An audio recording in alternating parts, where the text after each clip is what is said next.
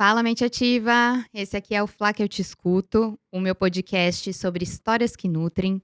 E hoje eu tenho uma convidada que vai nutrir com certeza seu coração, a sua mente com histórias inspiradoras. Eu coloquei uma pressão já nela aqui, né? Vocês viram? Verdade.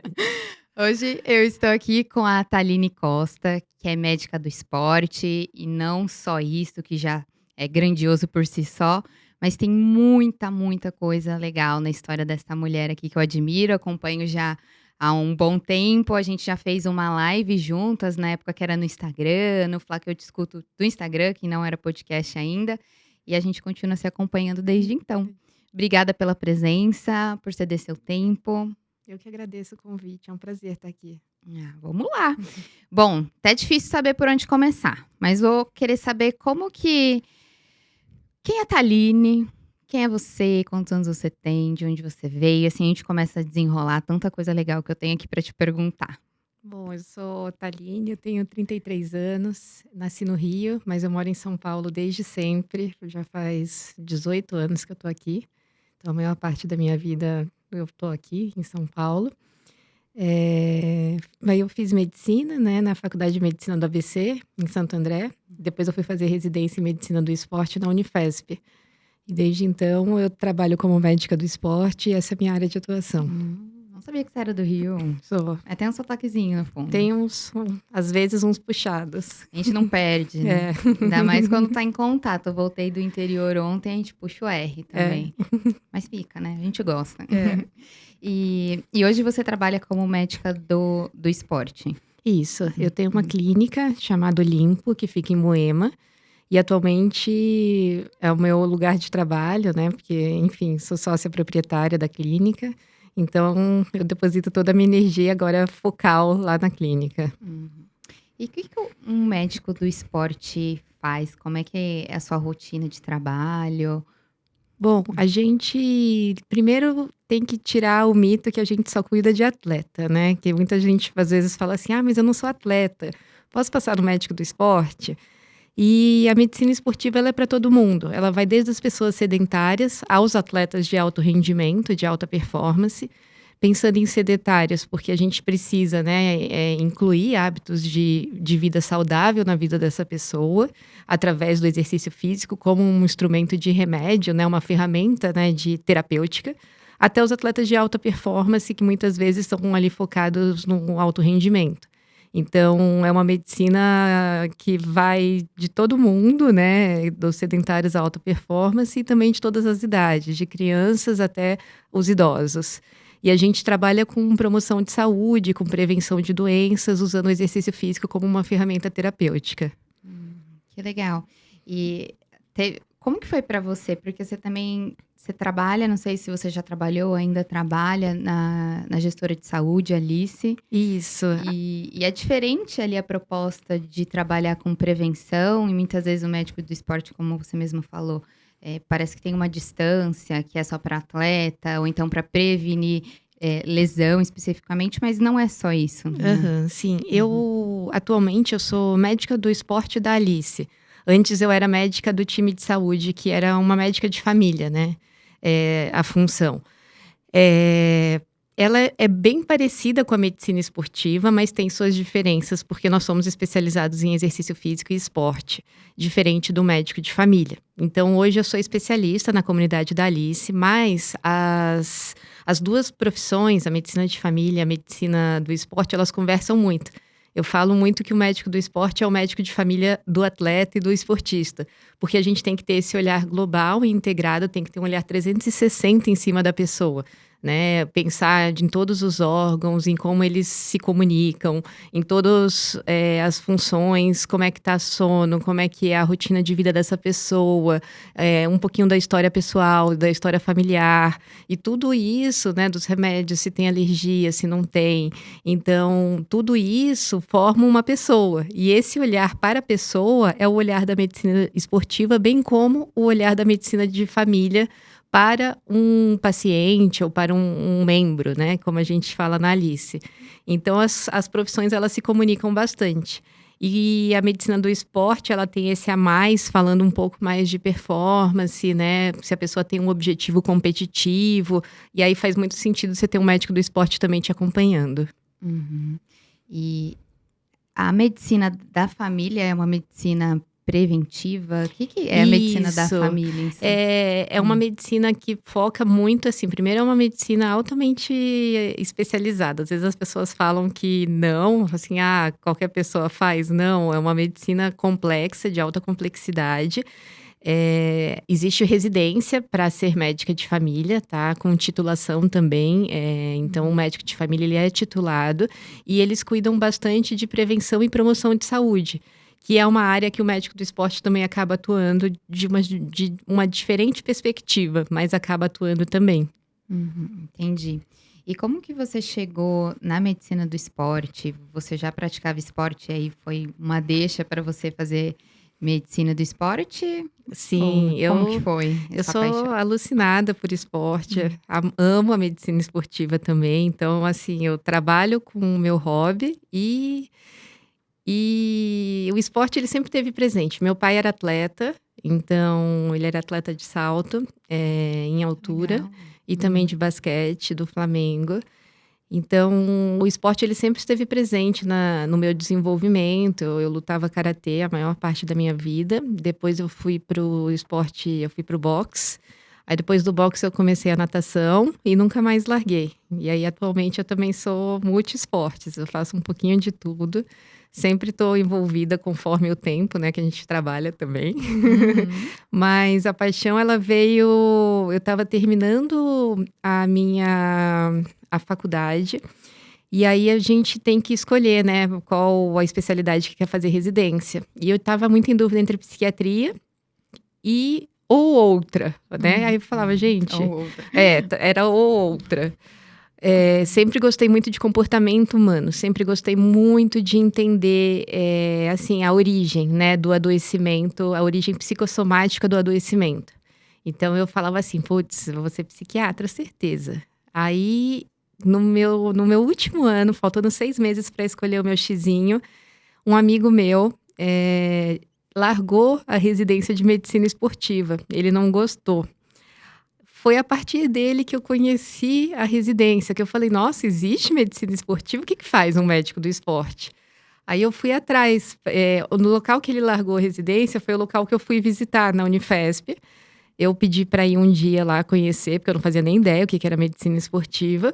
Aí eu passei uma tarde lá com a doutora Karina Ratano para conhecer um pouquinho da prática. E aí eu me apaixonei. Assim, ela estava cuidando de um atleta eu acho que era beisebol. E aí eu vi toda essa abordagem, enfim, não só pensando numa pessoa 360 graus, como também a multidisciplinaridade, porque a medicina esportiva ela anda de mão dadas junto com fisioterapia, com nutrição, com psicologia, com educação física. É uma troca de igual para igual entre as pessoas que cuidam, né, da pessoa. E aí eu me apaixonei. Foi um amor à primeira vista. E eu falei assim, bom, eu acho que eu me encontrei, porque eu quero lidar com essa medicina, eu quero trabalhar com o meu hobby, que é esporte e exercício físico. Aí 6 meses depois, eu fui lá e fiz a prova de residência. Eu prestei USP e Unifesp, que na época eram as duas residências que existiam, só tinham pouquinhas. Aí eu passei nas duas, e aí eu escolhi a Unifesp. Enfim, eu achava que naquela época ia ser mais o meu perfil. E eu acabei fazendo a residência. E era o seu perfil. Encontrou o seu xizinho. Eu encontrei meu X. E ainda mais ao longo da minha residência, além de tudo, eu não me afastei da psiquiatria, digamos assim. Coloca aspas nisso, né? Porque eu sei que as atuações são bem diferentes. Mas eu conheci a acupuntura. Durante a residência, eu fiz a pós-graduação em acupuntura. Então, durou 3 anos a minha pós em acupuntura, junto com a residência que também dura 3 anos. E daí eu entendi que o meu lugar era onde eu realmente estava, porque no primeiro ano da residência, eu tive uma trombose no pulmão. Sem saber o motivo, ninguém sabia a causa, ninguém. Aí eu falei assim, gente, tem que ter um porquê. E aí eu fui atrás da acupuntura, né, para entender a origem psicossomática do adoecimento. Aí eu junto um pouco do que eu esperava da psiquiatria. Aí eu comecei a me tornar paciente da acupuntura, e aí eu entendi muitos dos porquês que me fez ter o evento. E aí eu falei, quer saber, eu vou fazer acupuntura também. Aí eu me formei na acupuntura médica pela Unifesp com o Dr. Issal, que é um grande mestre. E aí eu pude unir as duas coisas dentro da minha anamnese em medicina esportiva, entender um pouquinho os perfis e o que leva ao perfil de lesão, perfil de adoecimento em cada uma das pessoas que eu cuido. Então, foi aí que eu falo que eu realmente me encontrei juntando as duas especialidades. A acupuntura, para você conseguir aplicar ela, você faz uma anamnese, acredito que bem profunda, parte comportamental, sentimental, e aí você consegue casar as duas coisas na sua prática clínica. Exato. Aí algumas pessoas acham que a gente é bruxo, né? Falam assim, nossa, mas por que você tá me perguntando isso tão específico e faz sentido para mim? Mas falou assim, acupuntura, né? Porque você consegue estabelecer relações do porquê que talvez você tenha uma dor no ombro que não é a dor no joelho. Qual é o seu perfil de personalidade, o seu traço de personalidade que te leva a ter enfim, a patologia. Então, fica muito rico e muito complexo, assim, a anamnese, né? Que é a entrevista que a gente faz com os pacientes. E aí, você fez esse tratamento com acupuntura e que foi bom, você descobriu um lado que você ainda não conhecia e conseguiu se tratar? Exato. Tá tudo bem? Eu fiz acupuntura como paciente durante 5 anos. Foi bastante tempo, assim, quase toda semana eu ia lá semanalmente. E aí eu fui entendendo, né, dos benefícios disso na minha vida como um todo, para equilíbrio físico e mental. Então, eu sou uma grande fã da acupuntura. Eu sou muito grata a isso. E aí depois eu percebi o quanto que eu fui para o caminho certo, porque a psiquiatria é uma abordagem muito da doença, né? Então, eu falei assim, eu fui para um lugar que eu estava realmente procurando, que era a origem do adoecimento psicossomático. Então, fez bastante sentido para mim. Legal. É muito interessante isso mesmo. Olhar para a pessoa e pensar na prevenção, não na doença. Exato. Pela ideia realmente de que saúde não é mera ausência de doença. Tem muita gente sem doença e vivendo tão mal. Né? Exato. Dormindo pensar mal, se sentindo mal, indisposto, triste. É pensar em bem-estar físico e mental. Isso é a definição assim mais completa de saúde que pode ter, né? Não só a ausência de doenças. É claro que as doenças elas fazem parte da vida, né? E a gente também tem que saber tratar, conduzir, manejar de forma com excelência.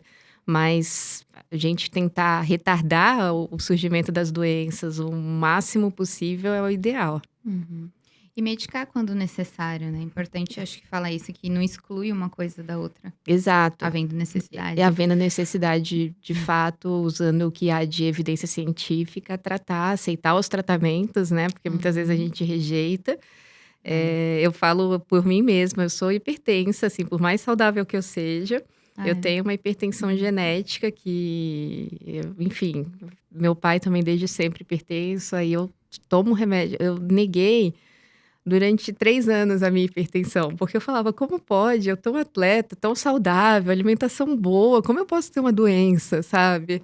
Eu ficava indignada. Assim, a acupuntura explica também, mas veio, o adoecimento veio, né? É a doença crônica. E 3 anos eu fiquei negando o tratamento. 3 anos. Até que eu entrei na Alice. E aí eu tive uma médica de família cuidando de mim e eu cuidando das pessoas e falando tanto para as pessoas que elas precisavam tratar, que era uma doença de simples controle. Eu sempre falando isso, aí eu me senti uma hipócrita, que eu estava negando a minha própria doença. Aí eu comecei a tratar. Foi o que eu falei assim, Thaline, como é que pode você falando esse discurso para todo mundo e você tá aí negando a sua própria doença? Aí eu falei, não, tudo bem, eu vou começar a tratar. Aí eu tratei, quer dizer, trato, né? E tá tudo bem, eu tô em paz com isso, eu continuo atleta, continuo me cuidando e tomo remédio para pressão alta. E tá tudo para bem. sempre. E tá tudo bem, exato. E na Alice, então, você tem uma médica que cuida de você também. Tenho. Importante isso, né? Fundamental, fundamental. Embora a gente, né, saiba, somos médicos, mas nós somos pessoas. Então, é fácil a gente se manipular para o que a gente quer, né? É. Então, eu sempre falo, às vezes eu cuido de nutricionistas, e eu falo assim, é legal ter uma nutri cuidando de você também, sabe? Para você compartilhar o cuidado.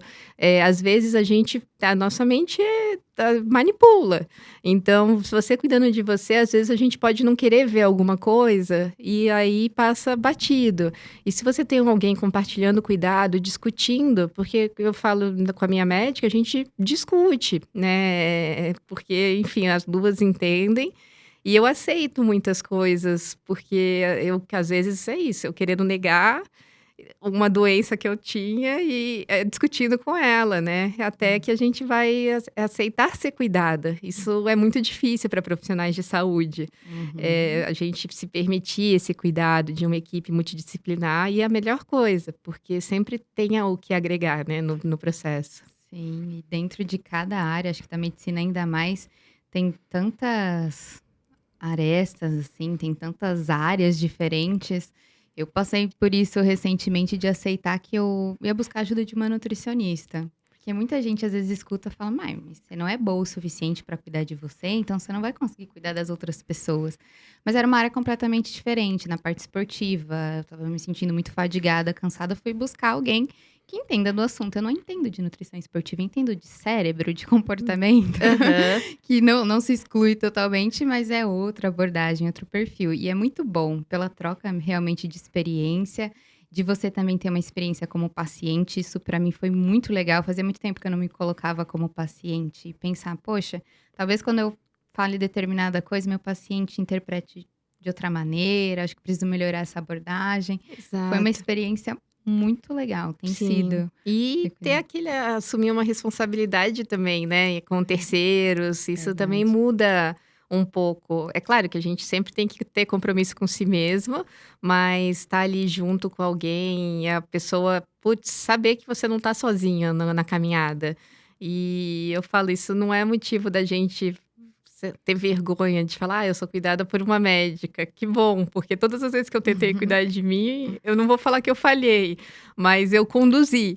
Eu conduzi para onde eu queria ir, e não necessariamente onde eu queria ir para o melhor caminho para minha saúde. É. Então, é muito bom ter um profissional cuidando, assim, a gente se permitir ser cuidado. Eu acho que essa é a palavra, assim, permitir esse carinho, esse cuidado, é o essencial. É importante, né, ainda mais acho que quem lida com pessoas o tempo todo, precisa. Exato. E como que você desenvolveu, assim, seu gosto? Você falou que seu pai sempre foi o seu ambiente, teu esporte, mas nem sempre às vezes você poderia ir para o esporte, mas não ter virado uma atleta, porque precisa de uma garra, de uma determinação muito, assim, eu vejo de fora, eu falo: "Caramba, isso é surreal", assim, é muita determinação.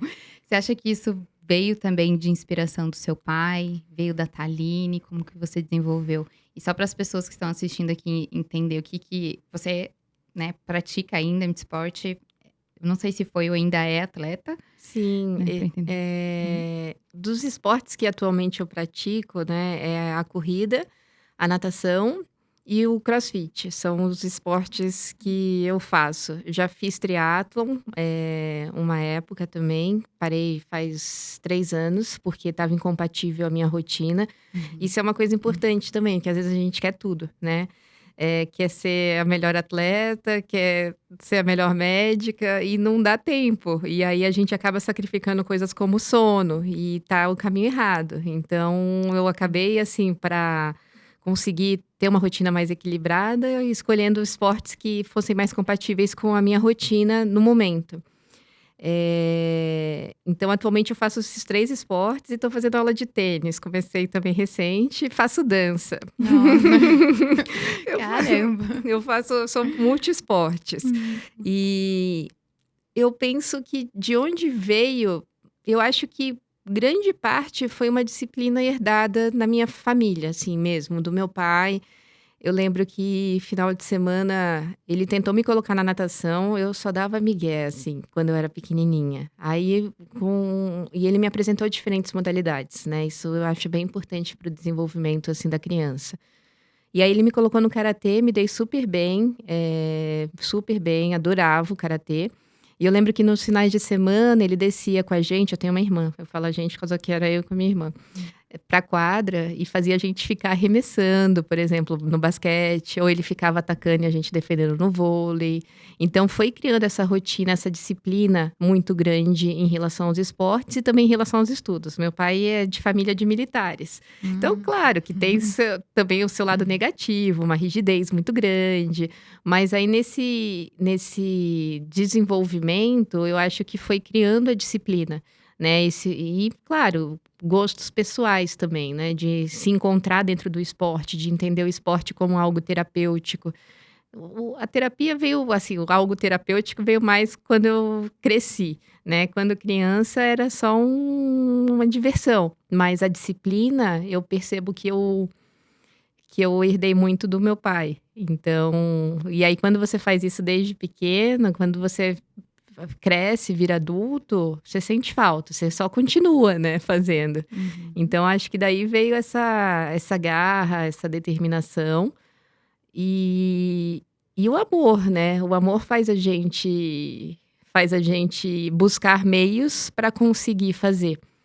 Mas eu sempre falo também para as pessoas que eu cuido, que são às vezes sedentários, não dá para achar que você vai colocar o esporte e amar de primeira. Você tem que, de fato, Uhum. começar a fazer, colocar dentro da rotina, entender. Desculpa. Imagina. Entender que você vai ter as dificuldades, você vai sentir dor no começo e que você não pode desistir até isso se tornar um hábito. E aí Uhum. depois você vai começar a perceber os benefícios deles e já cientificamente comprovados os benefícios para a saúde mental, para o seu bem-estar, para a sua felicidade, combatendo a depressão, combatendo a ansiedade. E aí Uhum. você vai perceber que vale a pena você colocar o exercício físico na sua rotina, mesmo que dê um pouquinho de trabalho. Ah, que legal. Esse amor é desenvolvido em tudo, até Exato. no exercício físico. E um outro ponto que talvez ajude muito é mudar realmente a abordagem de como a gente olha a prática de atividade física, e não a atividade física ser um esporte, uma ação para que você busque apenas um corpo bonito, esteticamente falando, mas sim que você vai talvez deixar sua depressão longe por conta disso, reduzir a ansiedade, vai dormir melhor, vai ficar mais feliz, vai ter mais disposição para ter momentos de lazer. Eu acho que isso foi muito enviesado, acho que principalmente o público feminino, que tem que fazer ginástica, tem que ir na academia, pela estética, que é claro que é importante, sim, né? Todo mundo gosta de se sentir bem, ter um corpo bonito. Tem que ser valorizado, mas não só. Não Eu acho que só. essa abordagem que você fala do amor que você vai desenvolver já é um ponto diferente, Exato. né. E o Uhum. autocuidado, né, a gente querer cuidar do nosso corpo, da nossa mente, da alma como um todo. Então, exercício físico é vida, sabe. E quem não tá colhendo, quem não está fazendo, tá num caminho errado. Isso daí é uma certeza, assim. Uhum. E assim, devem chegar bastante pessoas sedentárias, né, para você, principalmente trabalhando com a parte de prevenção. Como que é essa abordagem, assim, para tentar, não sei se convencer é a palavra certa, mas fazer com que essa pessoa se mexa? Porque muitas pessoas sabem que precisa praticar atividade física, sabe que precisa comer bem, sabe que açúcar não é legal, entre outras coisas, mas a ação é difícil, né, para muita É. gente. Muitas vezes a pessoa chega, com um plano ideal na cabeça, né, ela chega assim: "Ah, vou começar. Por isso eu tô aqui passando na médica do esporte, porque a partir de segunda-feira eu vou mudar". De oficial. Oficial, exato. E aí a pessoa vem com aquele plano magnífico, e é mesmo, né, na teoria de: "Ah, eu vou fazer 1 hora de exercício por dia, eu vou comer tal coisa", a pessoa começa. E aí você fala: "Calma, você nunca fez. Como você vai falar que você vai começar com fazendo 1 hora todos os dias?". Você fala assim, não é a forma mais correta de você introduzir um hábito. E sim você fazer metas menores, assim, pequenos passinhos, ver que você é capaz de desenvolver, ver se você é capaz de fazer, além de fazer com segurança para reduzir o risco de lesão. Não dá para você sair do 0 para 5 horas semanais, de repente. Você tem que sair do 0 para 30 minutos semanais. Então, começa com 10 minutos, 3 vezes por dia. Vai lá, você põe seu calçado, põe sua roupa de ginástica e se propõe a fazer os 10. Ah, mas 10 minutos é muito pouco. Mas se você fazia 0, então vamos começar com 30 minutos semanais. Fez os 30, semana que vem a gente adiciona mais 10. Então, assim, dos 10 a gente passa para o 20. E aí, depois a gente coloca mais frequência. Viu que está conseguindo fazer? Poxa, estamos em 30 minutos, 3 vezes na semana. Vamos aumentar essa carga de treino? E assim a gente vai aumentando progressivamente. A pessoa vai se sentindo mais apta, mais capaz, além da segurança, né? Sempre supervisionado, porque não tem experiência, não tem consciência corporal. Então, nessa fase, um profissional de educação física também é fundamental, durante todos os processos, mas nessa fase de supervisão mesmo, para a pessoa também não correr risco de lesão, fazer muito exercício exagerado, e aí fica com muita dor, aí acaba desistindo, porque essa dor, né, muscular tardia, ela acontece ali de 24 até 72 horas pós-exercício. Então, a pessoa que nunca sentiu isso, ela vai sentir dor e vai querer parar de fazer. Então, tem que ser uma carga, né? Primeiro, pequenas quantidades, né, de exercício, intensidade leve, e depois vai aumentando progressivamente. Aí a pessoa vai se sentindo cada vez mais apta, se sentindo melhor, vendo que é possível, do que já começar com uma meta muito grande, né, de 5 horas semanais, sendo que ela nunca experimentou isso na vida. Então, a chance de frustração vai ser muito alta. Então, colocar essas pequenas doses é fundamental. E que a pessoa se prepare para isso. Coloca o tênisinho, fala assim, mesmo que seja... Se você já caminha 10 minutos por dia para transporte, assim, para ir para o trabalho, mas tem que ser aquela consciente, que você fala, estou me arrumando para fazer exercício físico. E aí você vai lá e faz. Então, eu acho que alinhar essa expectativa de pequenas doses é a melhor forma de iniciar para quem não tem o hábito. Ou retomar. Porque às vezes a pessoa sempre fez, aí parou, e aí quer voltar a fazer o que sempre fez antes. E também é uma fórmula arriscada para risco de lesão. Então, de começar menos e depois ir aumentando as cargas de treino. Perfeito, sua colocação. Concordo muito. E o que você falou de se conscientizar que é o momento do treino é muito importante, né? Isso pensando até na parte da neurociência. É um hábito que você vai implementando no outro. Então, só o ato, às vezes, de você colocar o seu tênis, pôr a roupa de ginástica, o seu cérebro já vai associando o momento da prática de atividade física, você já se concentra mais. É bem importante mesmo. É legal falar também da minha experiência, porque eu tive uma fratura no final do ano, em dezembro, no pé, uma fratura do quinto metatarso, e eu tive que operar. E aí, nessa cirurgia, enfim, é um pós-operatório longo e bem chato. Então, eu fiquei 7 meses sem poder correr. Recebi alta super recente para voltar à corrida. E aí, vem a Thaline médica / paciente, que fala assim, eu tive que reintroduzir, eu estou tendo, né? Isso daqui está acontecendo agora, essa semana. 3 vezes por semana, 15 minutos de corrida. Aí vai a cabeça. Quando eu acordo, sair correndo. domingo, fala assim, mas eu vou acordar para correr 15 minutos? Sabe, vem a Thaline, por isso que eu entendo que as pessoas passam. Você fala assim, mas não vale a pena. Mas fala assim, e se for 30, eu também não vou conseguir. E mesmo que eu consiga, eu sei que isso vai aumentar o risco de lesão por sobrecarga. Então, eu gosto de mostrar também um pouco da minha experiência para mostrar que eu também tenho essas dificuldades. Então, eu sinto na pele o que as pessoas sentem. Porque parece que não vai valer a pena você sair de casa para fazer 15 minutos de exercício. Parece que, não é nada. Mas você tem que começar de algum lugar, né? Então, você começa com 15 minutos de carga de treino. No futuro, isso daí vai ser 1 hora de corrida. Mas tem que ser carga progressiva, com toda essa consciência de lesão, com toda a consciência de preparar o corpo de novo para aquela atividade física. Mas não é fácil, não é fácil. Várias vezes, final de semana para mim foi uma luta. Esse final de semana foi uma luta. Do tipo, nossa, sério que eu vou fazer só 15? Só 15? E valeu a pena. Depois que eu fui, eu falei, beleza, consegui fazer 15. Não é que se eu tivesse colocado 30, provavelmente... Não é que eu não ia conseguir, mas eu não ia sentir esse bem-estar porque eu já tô descondicionada. São 7 meses sem correr, né? Então, tem que começar do 0 mesmo, recomeçar. É, vivendo a experiência.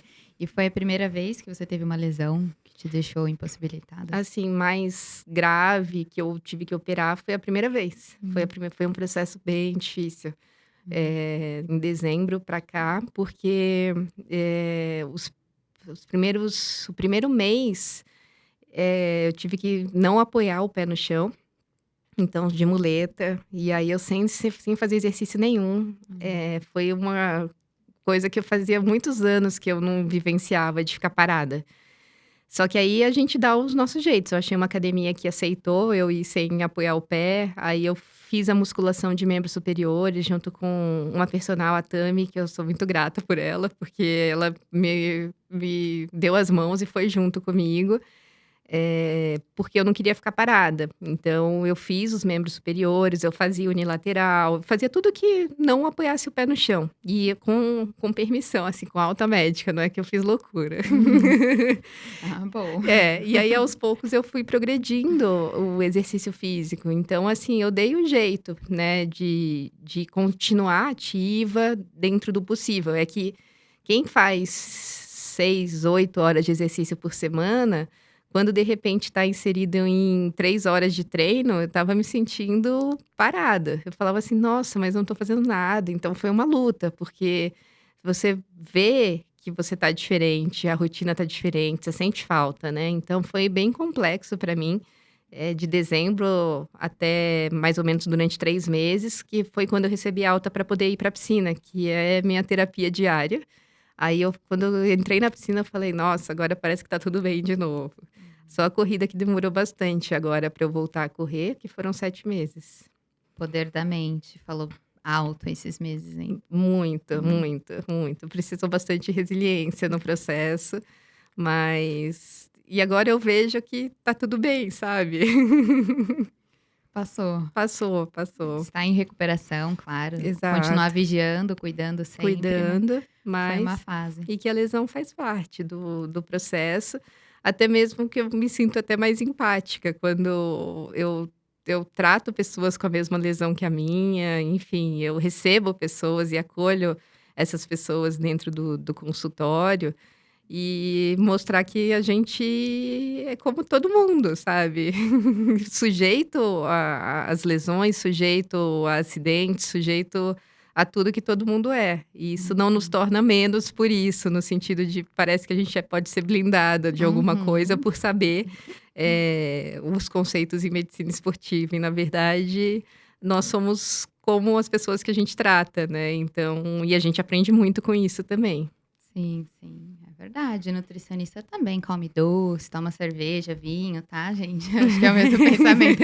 Isso não nos blinda, a gente sabe o que que faz bem, faz mal, a gente consegue ter um equilíbrio melhor, mas isso também não exclui a necessidade de, às vezes, buscar ajuda, que é o que a Exato, gente falou. exato. Normal, vida sendo vida, né? É, é. Ninguém aqui tá com uma capa, nada disso. Exato, Legal. exato.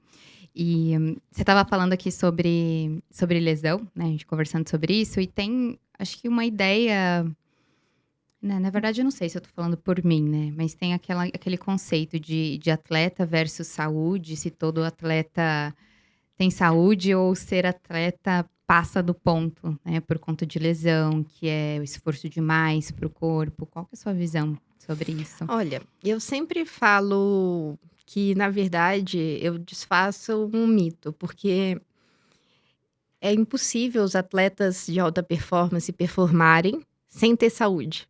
Então, eles têm Hum, uma saúde, eu não vou falar perfeita, porque, né, a gente sabe que perfeição é super relativo, mas assim, eles têm uma boa saúde para poderem performar. Pessoas não saudáveis, elas não conseguem performar em alta performance. Então, assim, eles são saudáveis. O que acontece que pode ser um problema são pessoas não profissionais quererem copiar os atletas profissionais, e aí que mora o problema, porque você não está inserida nessa rotina de treinar, recuperar, comer, dormir. Você está inserida numa rotina que também tem uma carga de trabalho inserida, uma carga de uhum, estresse diferente inserida. E aí isso pode aumentar muito o risco de lesão se você não fizer sob um acompanhamento multidisciplinar. Ou então é aquela coisa dos saltos do 0 para o 100%. Você tem que ter uma progressão de treinos, né, de uma forma, assim, boa e supervisionada para você chegar em alta performance. Então, como é que você vai chegar em alta performance? É progredindo carga, progressivamente, assim, eu repito isso toda hora, para você chegar num nível alto com menos risco de lesão. Então, aí a gente fala de um esporte de alto rendimento com saúde. Entendeu? Mas é claro que essa ideia de superar limites o tempo todo também pode aumentar riscos para um corpo não preparado. Então, é tudo sobre preparar o corpo para a carga de treino que você está recebendo. E é nesse que mora o problema, que às vezes a gente coloca mais carga do que o corpo está preparado e aí traz lesão, aí que trazem os problemas. Tem atletas que correm assim, os ultramaratonistas, né, que tem uma carga de treino de 20 quilômetros por dia ou mais, se eu for fazer isso, não vai dar certo. Mas para eles isso é pouco, é uma carga de treino reduzida. Ele se machuca? Não, ele não se machuca. Eu vou me machucar? Tenho certeza que vou. Então, é sobre o quanto o nosso corpo está preparado para aquela carga de treino. Então, e entender se você performa em alta intensidade, você tem que preparar o corpo para isso. E você vai conseguir desempenhar isso se você tiver saúde, uma boa saúde. E a saúde envolve também um bom sono, porque senão você aumenta risco de lesão. Uma boa recuperação, senão você aumenta risco de lesão. Então, assim, um bom equilíbrio mental, senão você também aumenta risco de lesão. Então, você tem que ter o conceito de saúde bem equilibrado para que você possa desempenhar alta intensidade, com menos riscos para a sua saúde, entendeu? Entendi. Gostei muito. Aqui a gente vê também como tudo é contexto, né, Thaline? Assim, não adianta pegar uma abinha só da atividade física e esquecer do resto. O corpo precisa desse equilíbrio que não é ficar sempre numa linha reta, né? Até a atividade física são picos e depois descanso, mas precisa sempre analisar contexto. Exato. Eu gostei muito do que você falou, fez todo sentido na minha cabeça, assim. Pensei até no meu irmão, se ele escutar um dia aqui, que ele vai muito para uma abinha, esquece da outra, parte de alimentação, recuperação, hidratação, bebida alcoólica, estresse demais, tudo faz parte do seu contexto de vida. Exato. E o atleta amador, né, o não profissional, ele acaba enfrentando essas mais dificuldades porque tem carga de trabalho aí no meio. Então eu falo, as pessoas elas querem tudo, elas querem performar em alta intensidade no esporte, no trabalho, na vida pessoal, né? E aí acaba abdicando de aspectos muito básicos da saúde. Então eu trabalho muito isso, os pilares de saúde, né, dentro da realidade do consultório. Porque, enfim, as pessoas acabam ignorando isso para ser super-homem. Aí que mora um problema grande, sabe? Opa! Nossa. E você acha que essa competitividade que já rola muito entre atletas, né? Uma profissão de atleta é competir, né? Claro. Mas você acha que isso tem sido estimulado por redes sociais? Ah, com certeza, com certeza. Assim, sem sombra de dúvidas, as redes sociais, elas fazem com que as pessoas se comparem muito mais. Ou olhem, né, as fotos como uma realidade da pessoa. E aí acaba se inspirando. A inspiração é bom, né, na verdade. O problema são as comparações que vão te colocar para baixo. Eu acho que esse é o problema. Porque você se inspirar é uma coisa, mas você entender, primeiro, que a realidade virtual, ela é virtual, não mostra as dificuldades, não mostra os momentos difíceis que todo mundo atravessa. E segundo, entender que cada um vive uma realidade. Então, o contexto que você está inserido é diferente do contexto do outro. Portanto, não se compare. São pessoas diferentes, rotinas diferentes, estilos de vida diferentes. Você pode usar como uma inspiração, mas jamais comparando e falando, eu queria ser, ou nossa, eu vou fazer isso porque para ele dá certo. Enfim, você é outra pessoa, você está inserido em outro contexto. Então, eu acho que as redes sociais, elas podem ser bem tóxicas se você não souber olhar, né, a foto como foto e usar a foto como inspiração e não como uma comparação da sua vida em relação àquela pessoa.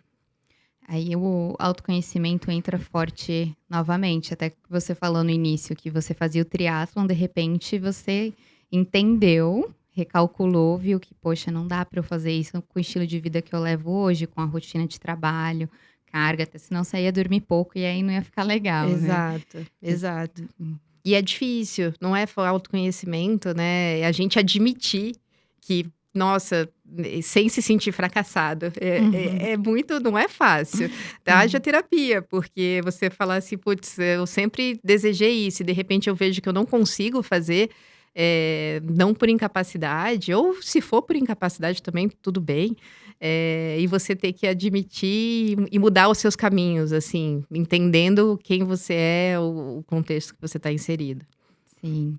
E as artes marciais, o karatê você continua? Eu parei o karatê, infelizmente. Eu falo infelizmente porque eu amo a luta. Amo a luta. Eu cheguei à faixa marrom, então não graduei a faixa preta. Então eu sinto vontade de voltar, mas é aquela coisa. A vida que eu tenho hoje, eu já pratico bastante esporte, não tem um espaço, não tem uma prioridade. Essa é a palavra.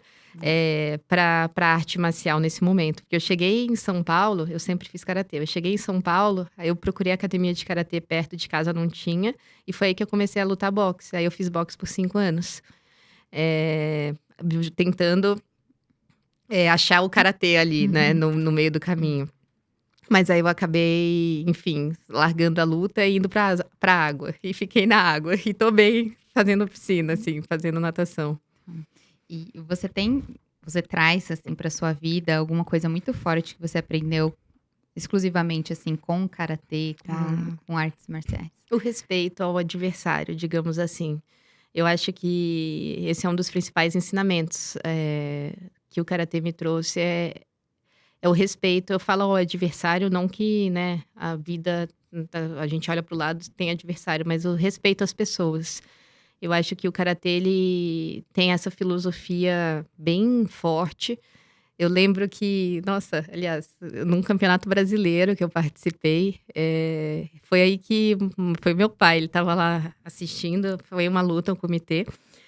Aí eu era faixa roxa e eu perdi de uma faixa verde, ou seja, de uma faixa menos graduada que a minha. Aí meu pai, eu lembro do meu pai falando sobre esse princípio do karatê, de respeitar o adversário. Eu lembro, nossa, muito claramente, assim, eu tenho uma foto, assim, na minha cabeça de eu chegando lá chorando, triste, pequenininha. E aí ele, enfim, falou sobre isso, igual o professor, o sensei sempre falava também. Então, acho que respeitar as pessoas, sabe? Então, nas suas diferentes formas, nos seus diferentes contextos, nas suas diferentes vidas. E eu acho que o karatê traz muito disso. E você mantém essa relação forte com seu pai? Mantenho sim. É muito legal ver você falar dele. É. Uma inspiração, né? Exato, uma inspiração. Que legal. Deve estar orgulhoso de você, É. com essa trajetória. Ele gosta muito de basquete. Eu participei de uma entrevista com a Hortência. E eu lembro que ele treinava a gente pra ser Hortência, sabe? Assim, no basquete, a gente ficava arremessando. Aí ele falava, você sabia que a Hortência faz, eu não lembro, 1000 arremessos todo final de semana? E você também tem que fazer? Mas eu não fazia 1000. Eu fazia um número tipo 100. Não que eu acertasse o 100, mas a Hortência, ela fazia e acertava, né? E aí ele sempre falava. Aí eu entrevistei a Hortência. A primeira coisa que eu fiz depois que eu entrevistei a Hortência foi mandar o vídeo pro meu pai e falar: pai, olha a Hortência aqui na minha frente. Eu contei pra ela a história de que eu arremessava e você falava que eu tinha que ser como ela, assim. Que legal. E a sua irmã também pratica esporte, assim? Pegou essa veia? Ela pratica, atualmente ela faz crossfit, ela não mora no Brasil. E a gente sabe que também a cultura brasileira, ela é muito mais do esporte do que fora, né? Mas eu com certeza sou mais viciada. Ela faz pensando em saúde física e mental. Ela não já tem outro ramo, assim, mas ela é muito boa no que faz. Então a gente tem essa característica para o esporte, com certeza. E engraçado você falar isso, porque aqui você se enxerga que o Brasil tem uma cultura mais de esporte do que fora. Mas parte de patrocínio e tudo mais, já aí Já. o que que acontece? Porque aqui a gente teria a gente tem grandes talentos, né? Uhum. Então, imagina se de fato fosse incentivado isso nas escolas, nos colégios, se fosse de fato uma educação física que expusesse, né, as crianças e adolescentes às diferentes modalidades e tivessem Uhum. caminhos para elas percorrerem, com certeza teríamos muito mais atletas do que a gente tem hoje. Tem muito talento que Muito, muito mesmo. E você também é médica do futebol feminino, E certo? isso, eu trabalhei no Corinthians, Hum. durante 6 anos. Eu saí no ano passado de lá, saí Hum. com dor no peito, porque eu amo, assim, o futebol feminino, o Corinthians são minha família. Eu saí por questão de escolha, que eu precisava priorizar o meu negócio, a minha clínica, botar bastante energia, porque estava incompatível, assim, a quantidade de energia, né, demandada para cuidar do time, com a quantidade de horas dedicadas ao Instituto Olimpo, né. Então eu acabei tendo que fazer uma escolha que foi super difícil, mas eu carrego hoje só as boas lembranças, porque eu amo o Corinthians, amava trabalhar no Corinthians e tenho muito respeito por tudo que o futebol feminino tem construído, na história. Tem sido, assim, é espetacular ver passando na TV hoje coisas que é Uhum. uma realidade que há 6 anos eu me revoltava, que mostrava a série A, B, C, D, E, F, G do masculino e o feminino que estava ali campeão da Libertadores, o campeão de títulos brasileiros, não se comentava sobre futebol feminino.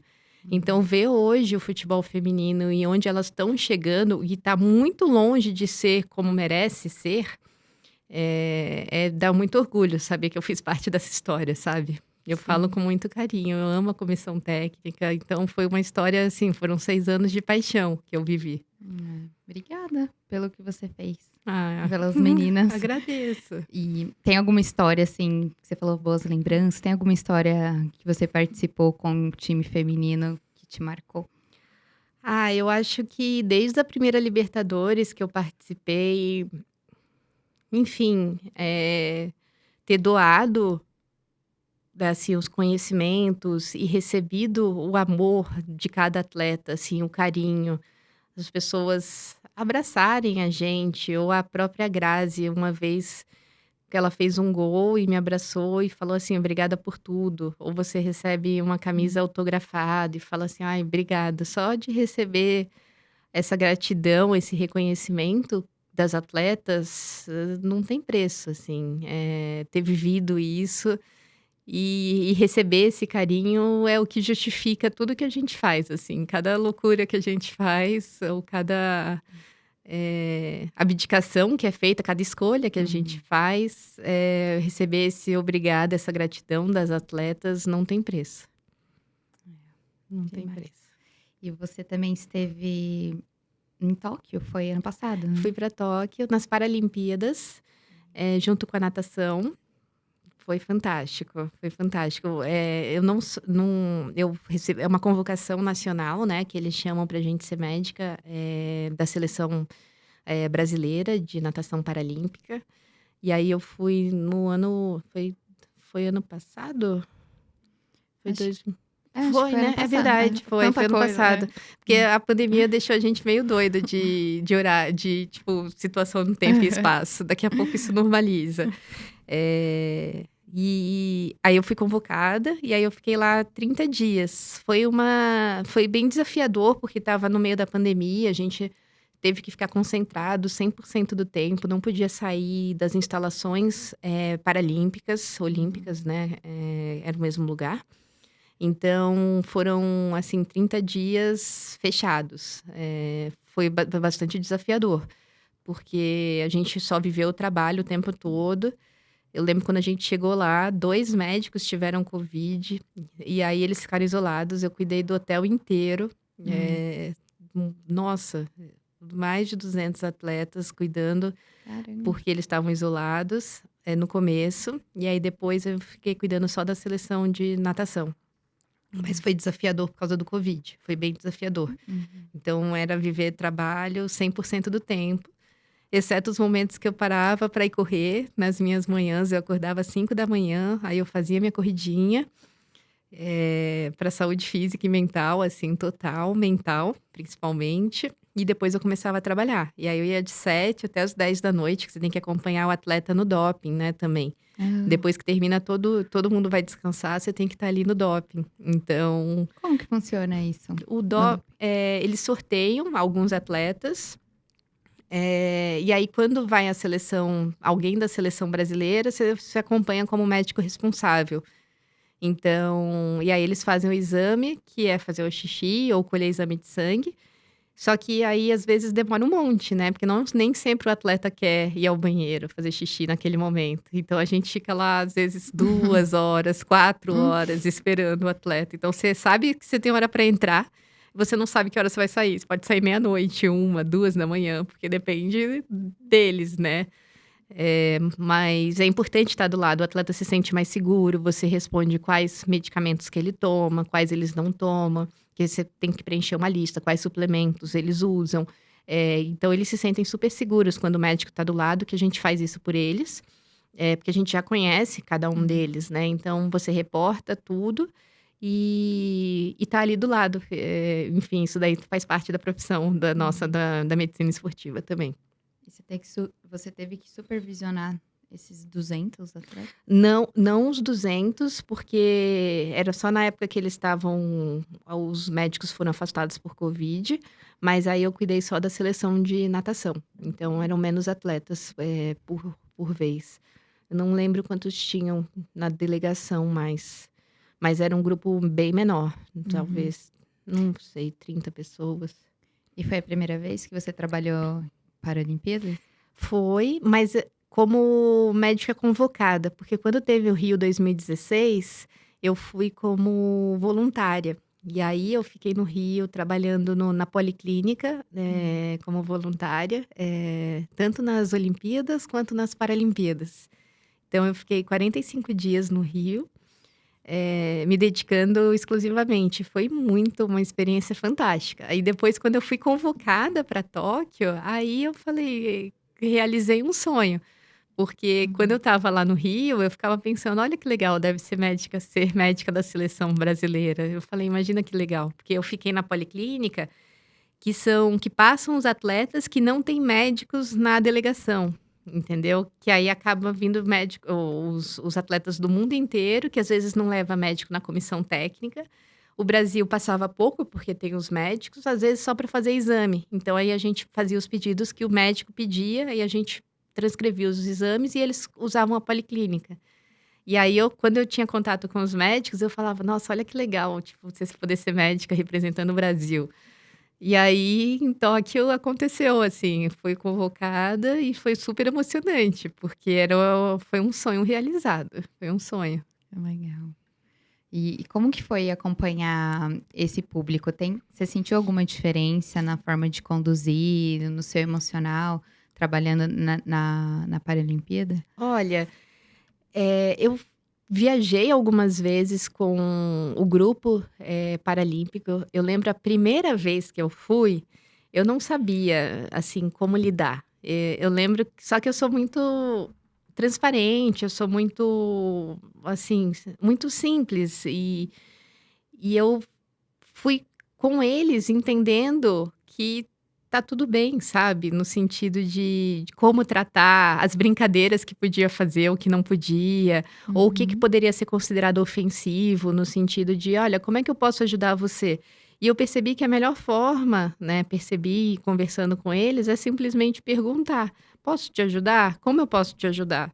E aí Uhum. a pessoa responde, você vai saber como se portar diante de um deficiente visual, enfim, se ele precisa ou não precisa de ajuda. É só perguntar. Então, eu lembro que a primeira vez foi o primeiro choque, assim, quando eu tive, eu falava: "Ai meu Deus, como é que eu vou me portar? Eu não sei". Uhum. E é portar normalmente, na verdade, né. Perguntar se a pessoa precisa de ajuda e isso em qualquer lugar que a gente tiver, a gente, né, vai perguntar isso para uma pessoa. Então, falou assim: "Ah, como é que eu posso te ajudar?". Então, foi uma primeira barreira que eu superei, e Hum. depois eu fui vendo que eles são super tranquilos, assim, dentro das deficiências, eles brincam, Enfim, é que eu sou um pouco mais séria, né? Então, Uhum, você não vai me ver uhum, tirando uma onda e tudo mais. Mas aí depois nas Paralimpíadas eu já estava muito acostumada com o grupo, porque eu já tinha viajado com eles para Londres, enfim, eu já fiz outras competições aqui no Brasil com eles. Então eu já conhecia super bem o grupo, eles também me conheciam, a gente se adora. uhum, Então foi super tranquilo, assim, ver. Eh, e entender que são pessoas normais, assim, e que não gostam de ser tratadas de forma especial, sabe? E uhum, isso é muito importante, eles não gostam desse. E eu concordo que não pode ter esse título de super-herói, porque eles batalham e ralam todos os dias como os atletas convencionais também. Eles se superam, eles trabalham os limites do próprio corpo dentro dos limites pessoais de cada pessoa. uhum. Então, é super parecido, é super semelhante, na verdade, né. A diferença é que tem uma deficiência, mas isso não os torna, né, especiais. E sim atletas super competitivos, que dão sangue e que têm todo os pilares, né, de construção, assim como os atletas convencionais. Uhum. Então, eu olho com o mesmo olhar que eu olho o olímpico, eu olho o paralímpico e sem nenhuma diferença, mas isso eu fui aprendendo também vivendo e Sim, entendendo que ali tem alta performance também. que legal você falar isso. E é bom de a gente sentir, então, a vontade de perguntar como que é melhor, como ajudar. A gente às vezes fica sem jeito e não precisa, né. E não precisa. Sim, muito, muito legal saber disso. Deixa eu fuçar aqui, consultar meu papelzinho aqui, parece o negocinho da Xuxa, né. Bom, vamos lá. Ah, tem uma pergunta para você também. Hum. Além de tudo isso, a senhorita Thaline também toca violino. Ah, Como toco. que faz para você encaixar tudo isso na rotina? Mas é muito lindo, eu vi um Gente. vídeo de você tocando, Eu é sou emocionante violino, super né. aprendiz no Hum. violino, era um desejo eu ganhei um violino aos 15 anos de idade. E eu nunca toquei. Então veio a pandemia, quando a gente Olha só. lockdown, né, todo mundo Uhum. fechado, aí a gente começa a mudar um pouco, né, assim, eu tive um processo muito grande de autoconhecimento quando você fica fechado. Primeiro passou a fase do desespero e depois começou a falar: "E agora, quais são o que que eu vou desenvolver?". E aí eu olhava para aquele violino desde os 15 anos, eu tô com 33, então eu comecei a tocar o violino com 31, né, 31, eu acho que sim. Uhum. E o violino estava em casa esse período todo parado. Aí eu falei assim: "Eu já sei, um dos meus grandes sonhos e vontades é tocar violino, vou começar a fazer". Eu comecei a fazer aula online, durante o lockdown. E aí, tendo mais tempo, né, porque os trabalhos estavam a clínica fechou, Uhum. enfim, o Corinthians parou, estava tudo parado, né, a gente fazia reuniões online, mas a carga de horário de trabalho era bem menor. E aí eu tocava loucamente, assim, 2 horas por dia, final de semana eu tocava 4 horas. Aí foi um grande salto e minha professora fala que foi minha sorte, porque eu tive tempo, me dediquei à música e aí eu evoluí muito rápido, e agora eu já tô com a expectativa alinhada. Eu treino 1 hora por semana e com a professora, e faço 30 minutos de treino na semana. Então, assim, Tá. pensa que antes eu fazia 2 a 4 horas por dia. Uhum. Então, minha evolução tá bem lenta atualmente, mas é divertido, assim, essa 1 hora, 1 hora e meia que eu faço por semana, ela satisfaz o que o meu coração precisa de música, do lado artístico, digamos assim. Uhum. Então, tá com a ex eu nunca vou ser uma grande violinista, eu acho, assim, não sei se no futuro eu vou priorizar isso, mas aquela 1 hora e meia é super divertida, eu falo, o violino mais desafina do que fica afinado, mas ao mesmo tempo eu sou alucinada, eu amo, amo, amo. E aí a gente arruma tempo, é Uhum. tudo organização, eu falo sexta-feira, eu acordo super cedo, aí eu faço terapia às 8 da manhã, aí 9 horas eu faço violino, 10 horas eu faço inglês e depois eu começo a trabalhar, e aí eu vou até às 8 da noite. Então, por exemplo, é ter essa organização, né, Uhum. de rotina e trabalho no meio disso, mas é priorizar também o autocuidado. Então, isso é uma coisa que eu vejo a minha agenda. Os azuis são os compromissos de trabalho, e os vermelhos são os compromissos no meu Google Agendas. Os vermelhos são os compromissos de autocuidado. E eu tento fazer com que eles fiquem equilibrados, entendeu? Assim, isso daí é por estilo de vida que eu tento cultivar na minha vida. É claro que a carga de trabalho é mais pesada, mas ao mesmo tempo eu sempre tenho que ver os vermelhos lá como uma rotina de autocuidado, o que me faz feliz, o que me faz bem. Encontro com amigos, eu coloco lá de vermelhinho, para ver que, assim, tá equilibrado, porque isso faz sentido para mim, né, na minha vida. É muito bom colocar na agenda tudo, porque às vezes só coloca o compromisso de trabalho e as outras coisas vão ficando, empurrando com a barriga. É, Então, eu até falo isso para os meus pacientes também, bloca na agenda seu horário de almoço. Ninguém pode te ligar, não dá para trabalhar, fazer qualquer outra coisa, é como se eu estivesse numa reunião, mas coloca na agenda que seja 30 minutinhos, senão tudo atropela, né, se é você não tem essa verdade, organização é mínima. verdade. E quando Não é você vê, você vive pelo trabalho. Hum. Pode fazer sentido para algumas pessoas, mas É. para mim eu gosto dessa questão de ser equilibrado, assim, de tentar ter meio a meio ou quase meio a meio. Meio a meio é demais para a fase que eu tô hoje. Pouquinho, uns 60, 40 já é Uns muito 60, bom. 40 já me faz bem, assim, eu já vejo que já satisfaz, assim, a minha vida pessoal. Uhum. Você conversando aqui com você, eu pensando na sua neuroplasticidade. Deve estar assim, uma coisa maravilhosa. Um monte de esporte, disciplina, desde nova, violino, inglês. Tá Ah, eu ótimo. faço, Tá eu bom, né? Os faço. neurônios bombando. Assim espero. Não, isso é ótimo mesmo, né? A gente fala muito do cuidar da saúde em outras coisas que são igualmente importantes, são os pilares, né, de um cérebro forte. Muitas vezes a gente esquece de falar desse estímulo de aprendizagem, que é muito bom quando você pratica um esporte novo, seja a dança. Ah, você não falou da dança A ainda, quero saber. dança. Tem a dança também. E aprender algo novo, estímulo musical, né, que aí você fica atenta a como tocar instrumento, o seu ouvido também tá super ligado, falar uma outra língua, tudo estimula mesmo essa formação de novos neurônios e faz você ter facilidade com outras coisas também, então se Exato. retroalimenta. Exato, É muito bacana. perfeito. E a dança? A dança também, ela sempre esteve presente na minha vida, eu amo. Antes eu fazia, 1 hora por semana.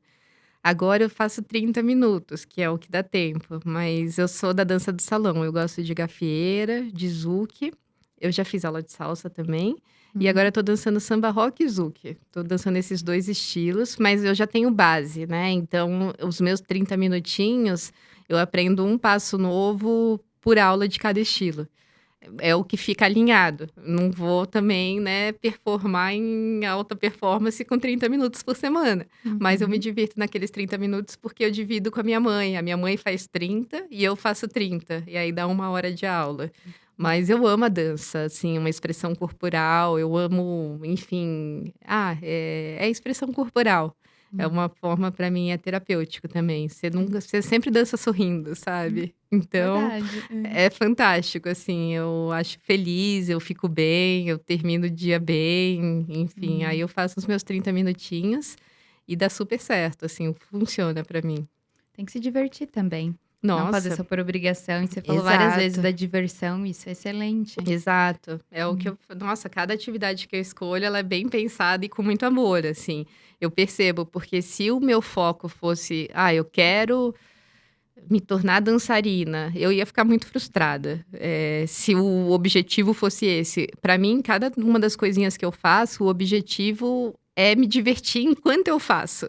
É claro que com o tempo a gente vai progredindo, a gente vai aprendendo as técnicas, a gente vai evoluindo, mas o objetivo principal é a diversão, é ser feliz enquanto eu estou executando. E é claro que a consequência é ir evoluindo e melhorando, indo aprendendo novas técnicas e capacidades.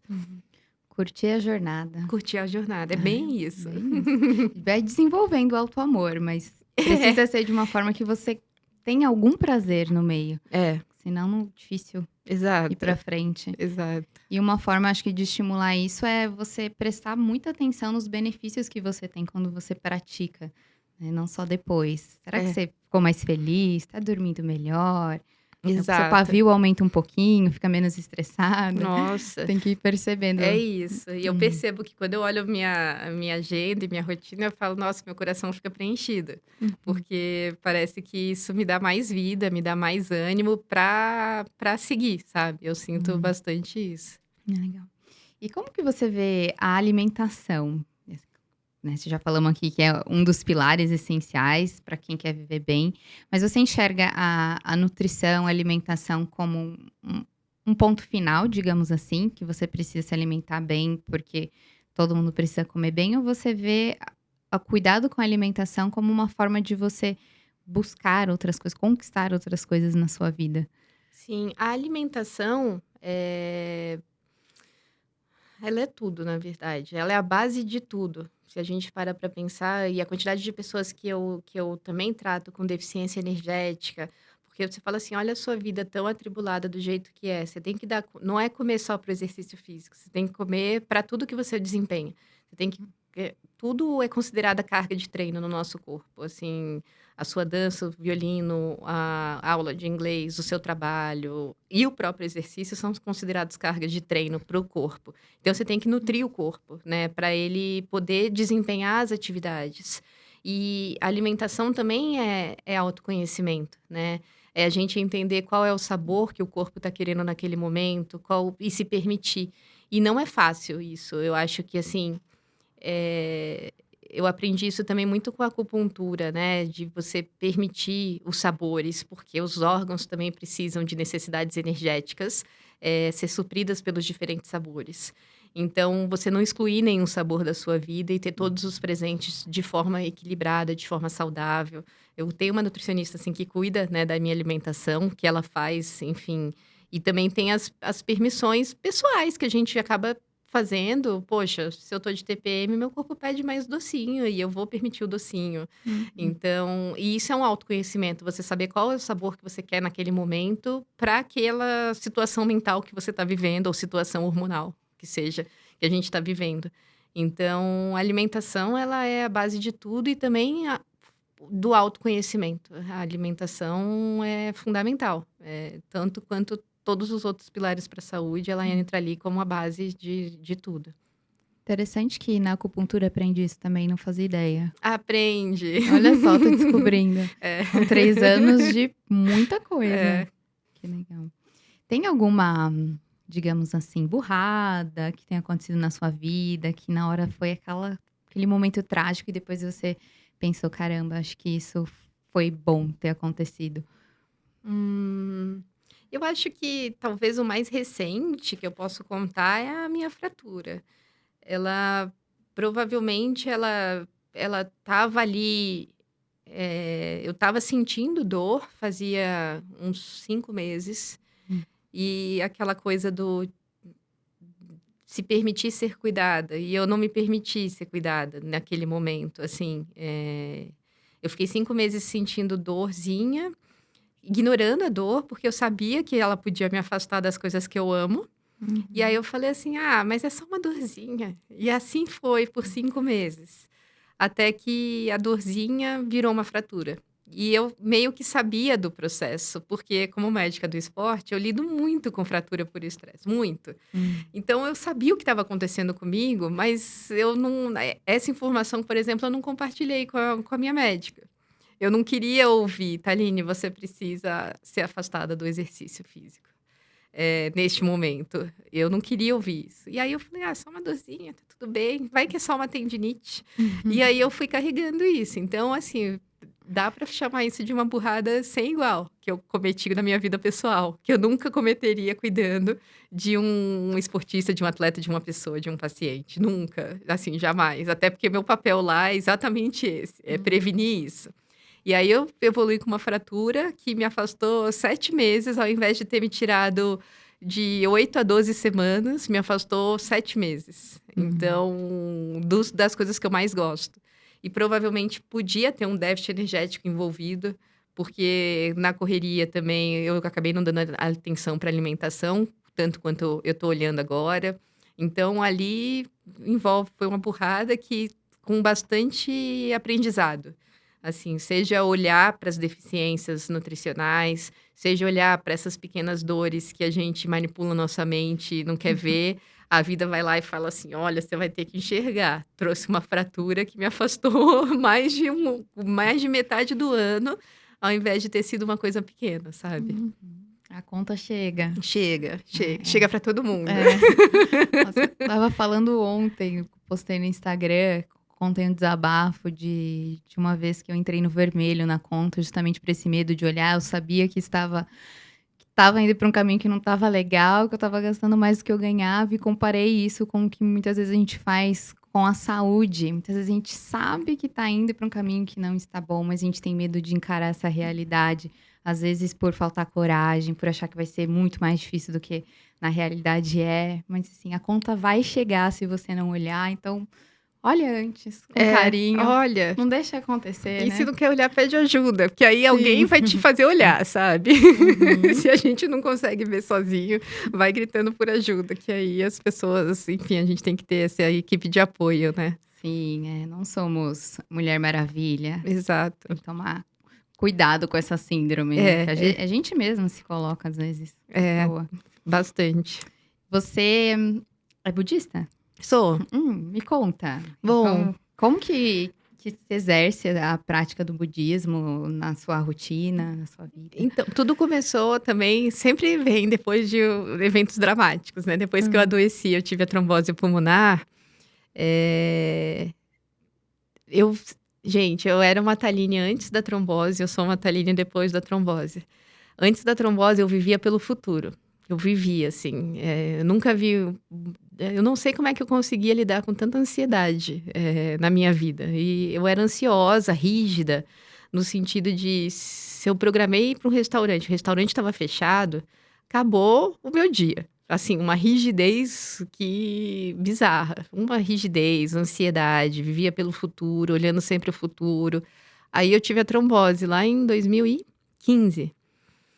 E depois da trombose, né, que eu fui lá para UTI, fiquei lá pensando na vida enquanto me recuperava, foi aí que eu comecei a ler um pouco sobre o budismo. E dentro do autoconhecimento forçado, digo pela doença, né, dentro de uma UTI, que eu comecei a pensar muito sobre o presente, né, que traz muita corrente budista. E aí eu comecei a ler um pouco mais sobre a filosofia, me identificar e a começar a exercer as práticas de meditação junto ao Zen budismo. Então eu comecei a ir ao templo semanalmente, até a época da pandemia que fechou, mas eu continuo com as práticas em casa. Então eu faço meditação e leio bastante texto também para tentar, enfim, sempre... viver o presente momento, falar muito dessa fluidez da vida, da impermanência. Eu me identifico muito com esses conceitos. Mas eu era outra Thaline, assim, outra. É impressionante. Então, o quanto que as vivências traumáticas, elas podem ser convertidas em aprendizado na nossa vida, se a gente souber olhar e conduzir. E você tá bem? Tô. Tratou? Não, isso aí tá zerado. Essa parte tá zerada. Agora é só o pé. Cada vez. Que tá quase bom. Tá quase 100%, mas isso aí já tá tudo ótimo. E no templo que eu posso dizer, Isso. que é templo budista? Isso. Como que é? É como se fosse uma missa?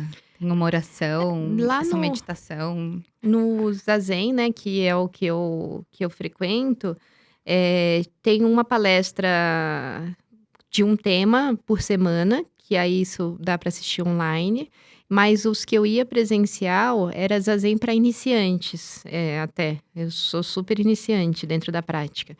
Então, aos domingos, a gente ia e fazia meditação juntos, assim, guiada, né, pela monja ou pelos tutores que ficavam lá. E aí era todo domingo durante... Eu acho que dava o quê? O total de prática dava 2 horas, mais ou menos. 2 ou 4. Mais ou menos, ficava o período da manhã inteiro. Na verdade, então, mais para 4 horas. E aí a gente ficava lá exercendo, num ambiente de muita paz, de muita tranquilidade, calma. É um ambiente muito bom. Que eu Aqui em sinto São falta Paulo? do presencial, perto do Pacaembu. Não voltou? Não voltou. Eu sinto falta do clima, sabe? Mas tem as práticas online. que eu não segui, assim, o online. Eu acabei fazendo as minhas próprias meditações, eu faço escaneamento corporal, porque eu fiz mindfulness também dentro do meu doutorado, eu fiz uma disciplina de mindfulness. E aí eu acabei aprendendo algumas técnicas de escaneamento corporal que eu acabo utilizando meditação guiada, que eu acabo fazendo isso uma vez por semana, eu não faço todo dia. Então eu não continuei na prática do zazen, não. Mas eu sou uma admiradora, assim, sabe? Se voltar, eu volto na hora. Nossa, fiquei curiosa. Deu vontade. É diferente na prática de meditação ser presencial, né? A energia A energia, o muito clima, né, do lugar é meio fantástico, assim, eu Sim. gosto. Esse escaneamento corporal é como se fosse uma meditação de chakras, assim, que vai dos pés. Isso, é mais do que chakras, porque ele vai passando mesmo por todas as partes do corpo. E aí ajuda a desligar a mente. Na verdade, não é desligar, é trazer para o presente, né? Que o presente é a meditação. Então, falar desligar a mente é desligar das preocupações, desligar. Mas você não desliga, você está ali presente, passando por cada parte do corpo. Eu aprendi outras meditações, mas a que eu mais me identifico e gosto é do escaneamento corporal. Eu adoro. É o que me faz, assim, vir para o presente na hora, sabe? É gostoso. Eu lembro que eu consegui fazer muito bem feito uma vez, eu tinha muita dificuldade. Aí, na hora que eu errava no meu escaneamento, viajava muito, aí eu voltava na cabeça e ia descendo de novo. Aham. É bem legal mesmo. E tem que colocar, você coloca na agenda também? Eu ponho.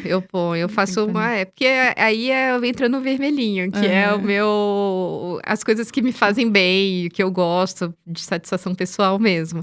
Então, acaba ficando lá de vermelhinho, aí eu olho e fico super feliz também. Falar, tá equilibrado. E o que é a morte para você? A morte. Eu vejo a morte muito como parte do ciclo, assim, das nossas vidas. Eu acredito muito.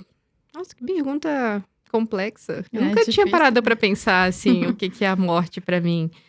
Mas eu penso muito como o encerramento de um ciclo, sabe? E cada pessoa tem o seu momento de encerrar, de partir desse ciclo para talvez outros. Não sei, mas eu vejo de uma forma muito natural, assim, se pode dizer, sabe? É claro que para quem fica, vem a dor, a gente não sabe deixar ir, né? E isso é um aprendizado que a gente precisa lidar com tudo na vida, né? Não é só com a morte, com todas as representações de morte, né? Que são términos de relacionamento, términos de relações em geral, fins de ciclos, né? Elas são mortes que tem que ser encarada como ciclo e vai ter suas fases do luto e que é deixar ir, encerrar.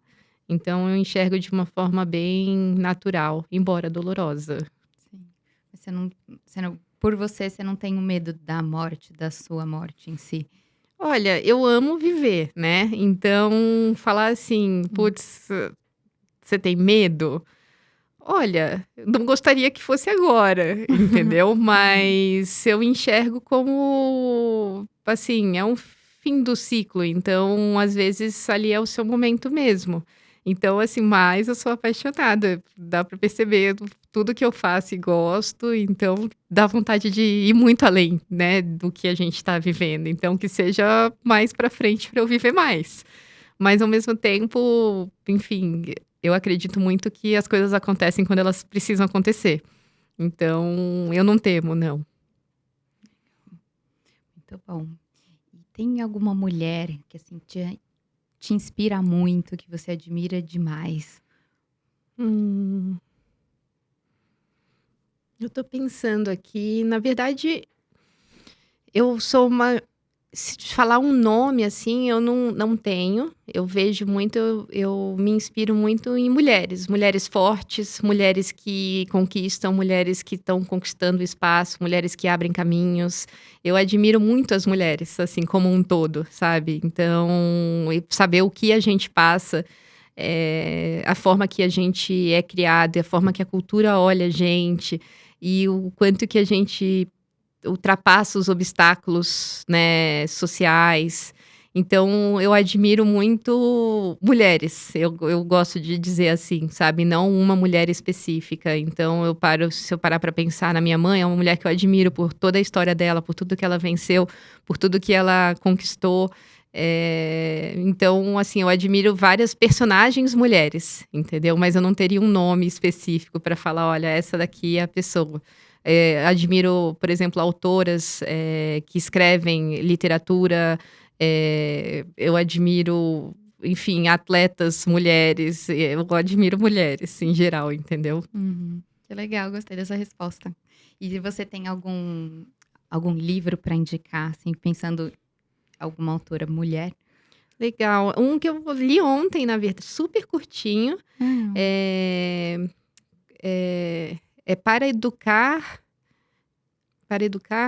crianças feministas ou para educar feministas? Hum. Eu acho que é esse o nome, para educar feministas. Eu li ontem, super curtinho. Parece simplesmente que é para mães, mas na verdade não é para mães, é para todas as mulheres, que fala dessas diferenças de criação do homem e da mulher.